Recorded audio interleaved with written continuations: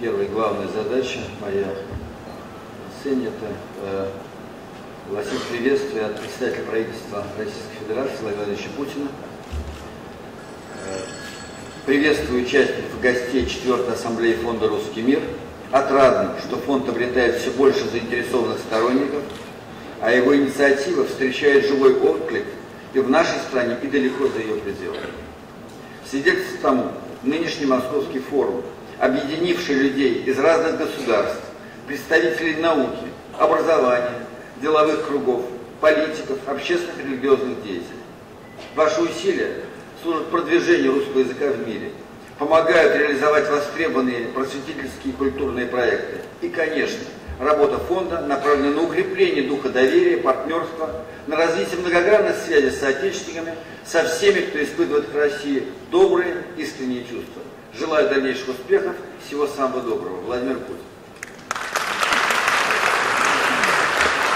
Мне очень приятно, что «Русский мир» собирает, это не чисто гуманитарная акция, это акция собрания воедино людей, которые представляют самые разные сферы деятельности. Я вижу в этом зале моих коллег, моих друзей из сферы точных наук. Виктор Антонович говорил о съезде соотечественников, где эти люди были представлены. Вы знаете, мы прошли этап, когда люди, представители России, русского мира, оказавшись за рубежом, стеснялись своей принадлежности и переходили на другие языки. Мы прошли этот этап.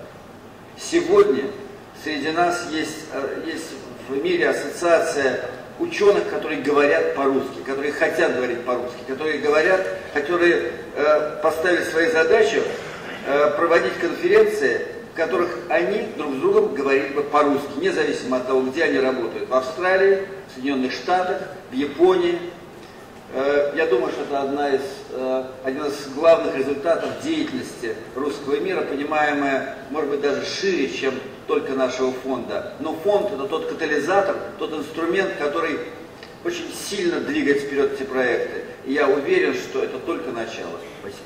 Замечательно, что эта ассамблея проходит под девизом «Учитель русского мира. Миссия, ценности». Это очень важная тема для всех нас, кто ощущает свою принадлежность к русскому миру. Ведь учитель занимает совершенно особое место в обществе, он передает новым поколениям опыт поколений предыдущих, ценности, которые накопил народ и все человечество. Он передает мудрость исторической традиции. От его трудов зависит во многом, как будет думать, чувствовать, поступать человек будущего.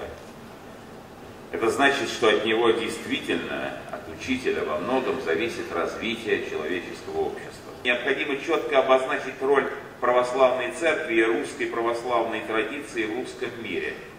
Кто-то из критиков моего выступления на прошлой ассамблее сказал о том, что я якобы отождествляю русский мир и русскую церковь, тогда как к русскому миру принадлежат люди других вер и мировоззрений. Но это неправильное понимание моих слов. Безусловно, русская цивилизация открыта к разным культурам и к разным традициям.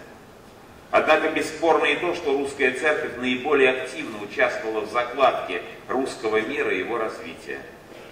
Она также является источником его жизненной энергии сегодня. А потому ее духовный опыт, религиозная мысль, святыни, духовные центры, святые и выдающиеся деятели являются неотъемлемым достоянием русского мира. Бесспорно и то, что в созидание русской цивилизации важный вклад вносили и вносят представители ислама, буддизма, иудаизма, традиционных христианских конфессий, а также светских течений мысли. Важно также признать их значение и роль в формировании русской цивилизации. Даже если мы в чем-то не согласны между собой, у нас есть общее, что нас объединяет и что мы должны защищать. Это наш единый русский мир.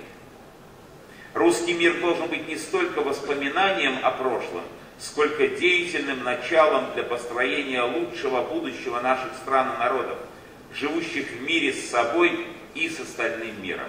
В этом году мы заявляем о новой международной акции, которая состоится в следующем году. Я делаю заявление о международной акции «Первый в космосе». 16 апреля 1961 года состоялось одно из величайших событий в истории человечества. Полет корабля «Восток» с первым космонавтом на борту открыл космическую эру. Он стал символом смелой мечты, триумфом научного гения, упорства, личного мужества. Земля ликовала, встречая своего великого сына, нашего соотечественника Юрия Алексеевича Гагарина. Он и поныне живет в нашей памяти, улыбаясь сквозь время. 50-летию этого великого события фонд «Русский мир» посвящает международную акцию «Первый в космосе» и приглашает к участию в ней соотечественников в России и на всех континентах. Первым в космосе стал представитель русского мира. Первым в космосе стали наш труд, интеллект, усилия сотен тысяч людей, ученых, конструкторов, инженеров, рабочих. Все это воплотилось в гагаринском старте. Первым в космосе прозвучал русский язык. Первое слово, услышанное Вселенной, было русским. Русский язык был и остается языком науки, прогресса, международного сотрудничества. Мы призываем сделать 12 апреля 2011 года ярким праздником русского мира. Мы хотим, чтобы мир знал и помнил Гагарина, славный путь отечественной космонавтики, роль России в освоении Вселенной. Первый в космосе, навсегда первый. Дорогие друзья, Ассамблею русского мира и международную акцию «Первый в космосе» с околоземной орбиты приветствует экипаж Международной космической станции. Уважаемые друзья, мы рады приветствовать участников 4-й Ассамблеи русского мира. Ваш представительный форум собрал ученых, общественных деятелей, преподавателей и школьных учителей из десятков стран мира. Всех нас объединяет русский язык и культура, общие ценности и общая историческая судьба. Величайшим событием в истории России и всей человеческой цивилизации стал первый полет в космос человека, нашего соотечественника Юрия Алексеевича Гагарина. Он навсегда останется в памяти человечества триумфом нашего народа, отечественной техники, символом жажды познания и личного мужества. От всей души поддерживаем инициативу фонда «Русский мир» по проведению международной акции «Первый в космосе», посвященной 50-летию корабля «Восток» с первым космонавтом на борту. Это важная часть работы по поддержке русского языка и культуры во всем мире. Первое слово, прозвучавшее в космосе, было русским. Русский язык – это язык международного общения и на Земле, и в космосе.